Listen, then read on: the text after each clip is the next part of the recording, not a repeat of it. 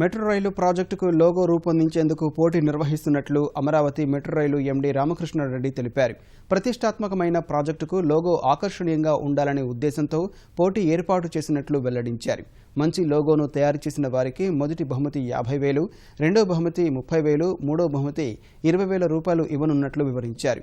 ఆధునికత ప్రతిబింబించడంతో పాటు అమరావతి చరిత్రను కూడా సాంకేతికంగా ఉండేలా లోగో తయారు చేయాలని సూచించారు. మంచి లోగో ఒకటి తయారు చేసుకోవాలని అనుకున్నాం.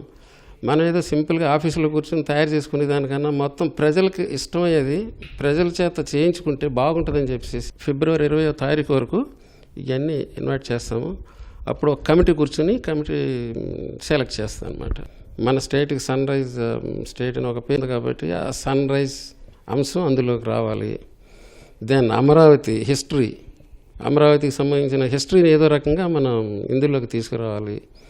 అలాగే మెట్రో కనపడాలి.